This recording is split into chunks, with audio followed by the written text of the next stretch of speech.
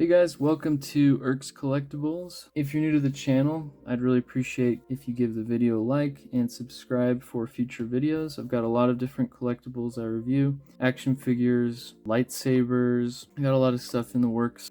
For today's video, I've got the Boba Fett Starship, as they've recently rebranded it, or to fellow Boba fans, you'll know it's actually called the Slave One. That was the original name for it. Anyways, this is part of the Micro Galaxy Squadron line, which is a new kind of mini ship line for Star Wars. I got really excited about it when it was announced, and all the pre-orders sold out immediately. I couldn't find it anywhere, but it looks like they are getting in stock in Walmart's. Amazon has some, so be on the lookout for those. There are a bunch of them. As you can see here, it says Series 1. I would imagine they've got quite a few ships planned. Just to look at the box here, we've got the ship, of course, and then we get Boba Fett and Fennec.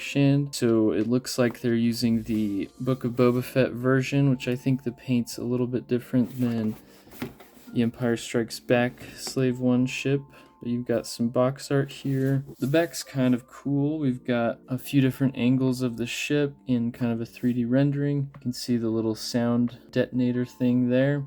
And here's the other ships in the line so far. We've got a TIE Fighter, Asajj Ventress's, whatever you call that, ATST, the Mandalorian ship, Vader's TIE, Luke's X-Wing, and Obi-Wan's Jedi Starfighter. I'll be reviewing some of those as well, so look out for those. I know that there's also the Millennium Falcon, which I hope to pick up as well.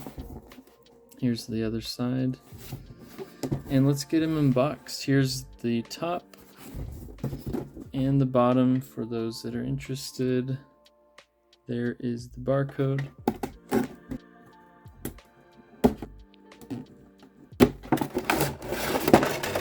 Here they are in the bubble still, but out of the box. Boba and Fennec. Here they are up closer. And you know, the paint job's pretty good for how tiny they are. Grab Fennec first. There she is. Just simple black with a few orange spots. Looks pretty good. They can bend down like that. The arms move as well. For how tiny they are, pretty good articulation, though for me, I could care less for their articulation, but I know some of you may care about that. Here's Boba. Again, he's got his Book of Boba Fett look, which, you know, I didn't love that show as much as I'd hoped, so I'd prefer the classic Return of the Jedi look personally, but it's still Boba Fett. It's still great. And wow, his jetpack does come off. Pops right back in with that peg. The green for the jetpack is slightly different than the armor. Oh well. He's got quite a few paint apps. You know, from far away looks pretty good. Here it is, Boba Fett Starship, as they say. And he's nestled in there pretty good. Don't want to break anything. Pops out eventually.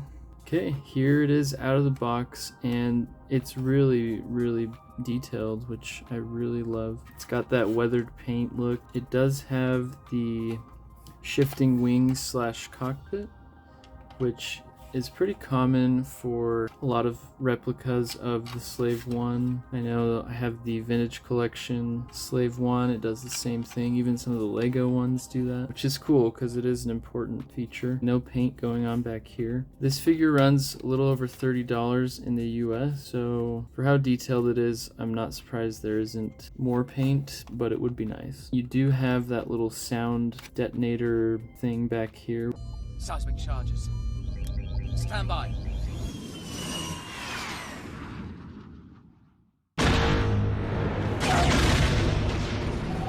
It's a really nice little detail. It would be even cooler if it were a separate piece. Again, lower end figure or model, so it's understandable.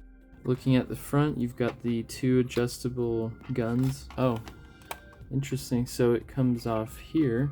I'm used to it opening on the other side, but it does open, which is great. You can pop the figures inside. So let's add in our Boba. So I did have to add those guys in there off camera. It is pretty tricky for me to fit them down in there. But they do sit down, and those little peg things kind of hold them in place. Boba, you do have to take his jetpack off, but a cool thing about that is there's storage for it. You can pop this guy open, and there's like a weapons rack in there. You can see his thermal detonators, some Star Wars weaponry. There's looks like a stormtrooper blaster, and a little peg for the jetpack.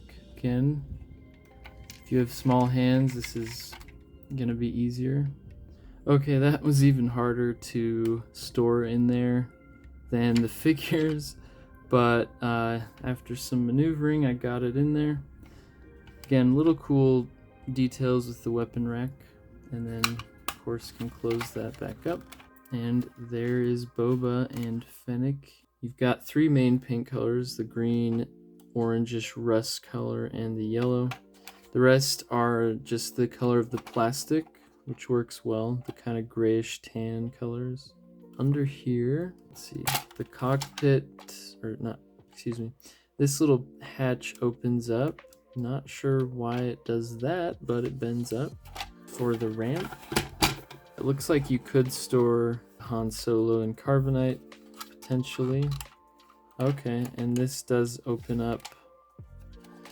Okay, so you can click that in and then slide this back, and you've got that entryway to the middle section of the ship. So that's really cool. And again, if they'd ever have Han Solo, maybe you could store him right there. This does not come with Han Solo though. And then to put that down, just click it in and slide this back, and it will keep that from coming down.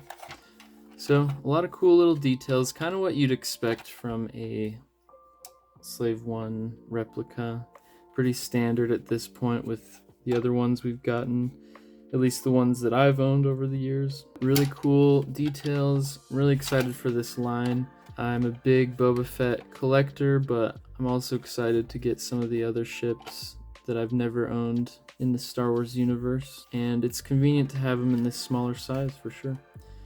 So anyways, that is my review for the Slave 1 or Boba Fett's Starship or Fire Spray, whatever you want to call it. Stellar ship or model for sure. Great start to the Micro Galaxy Squadron collection. So if you guys are on the hunt for it, I would definitely recommend it. Keep in mind it's a little over $30 at retail, and it does show that in the paint applications. There's not a lot, but the details are there. Great for customization as well if you're into that sort of thing. Thank you guys so much for checking this video out. Again, if you would like to support the channel, go ahead and like the video and subscribe. I really do appreciate it. Anyways, guys, thanks again, and I hope you have a great rest of your day.